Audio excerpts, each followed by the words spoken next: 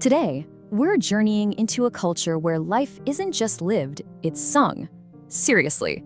We're exploring the folk songs of the Limbu people, a community whose entire existence, from the moment you're born to the day you die, is set to its own unique musical score.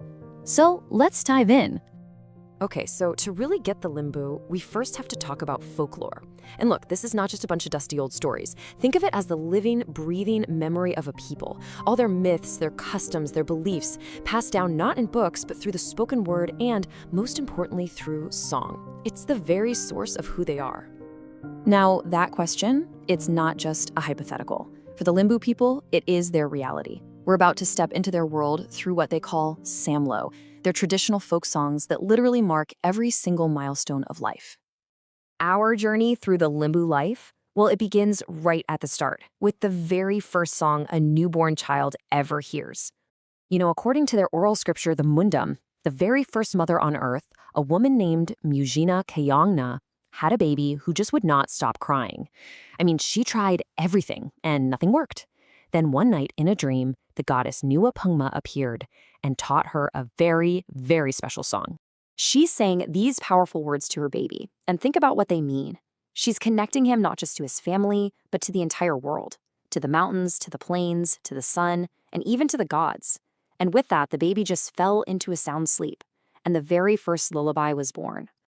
Okay, so that child grows up, and as they move into their teenage years, the music of life, well, it changes its tempo.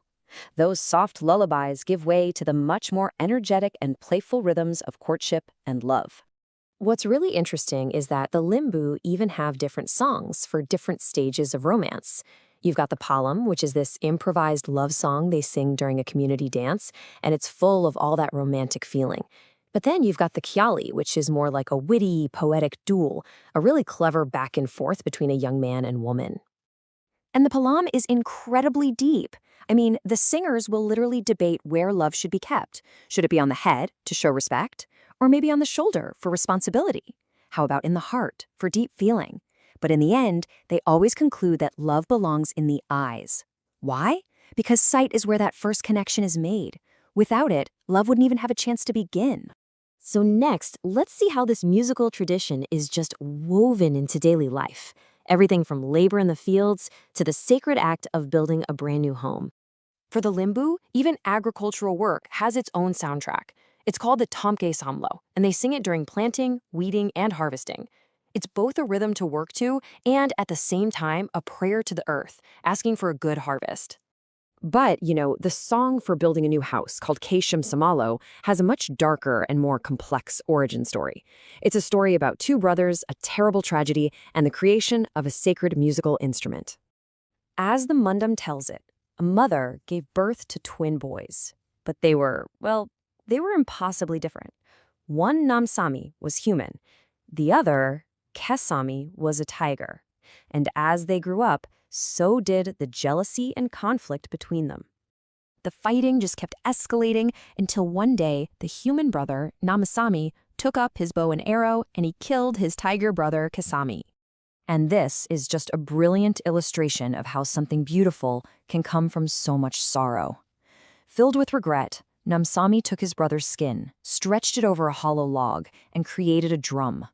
And when he struck it, the sound was like his brother's roar. His mother, when she heard it, declared that his brother's name was now immortal, preserved forever in the sound of this new instrument, the key drum. So today, that same song and that same drum are absolutely essential when building a new house. The Kasham Samlo is sung around the main pillar to, they believe, protect the wood from insects and also to symbolically weed out any bad spirits or misfortune, making sure the home and the family inside it stay safe and strong. So just as there are songs for joy, for love, and for work, the Limbu have this rich and deeply nuanced musical tradition for getting through life's greatest sorrow, loss. What's just remarkable here is the emotional precision. The Limbu don't just have one song for grief. They have specific laments, or hamlakwa semlo, for every single kind of sorrow. There's one for the tears of joy you cry at a reunion, another for the silent pain of saying goodbye, and even a song for weeping in remembrance when you stumble across an old photograph. To really understand the power of these songs, let's just listen to a few lines from what's considered one of the most heartfelt laments there is, the simmering Hamlakwa, which is sung by a daughter after her mother has passed away. The song just opens with this raw disbelief. The daughter is asking questions that she knows can't be answered, just trying to process this new, stark reality of being left behind. And ama is their word for mother. Then the lyrics turn to the painful rituals of death itself. She describes her mother wearing funeral flowers she never would have chosen and walking a path she never took in life. It's this incredibly poetic way of expressing how unnatural and just how wrong this moment feels.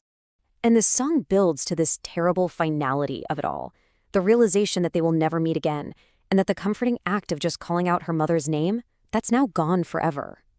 So when you put it all together, from that first lullaby to the love duels, the work songs, and the laments, what you see is this unbroken chain of music that creates an incredibly powerful and resilient cultural identity. And this is really why this all matters. For the Limbu people, folklore isn't just entertainment. It is the invisible thread that connects each generation to the last. It's the cultural glue that holds their entire community together, making sure their unique identity survives through the power of song. And that leaves us with a final thought.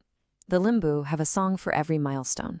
So if you were to map out the soundtrack of your own life, the big moments, the small joys, the heartbreaks, what songs would be on that list?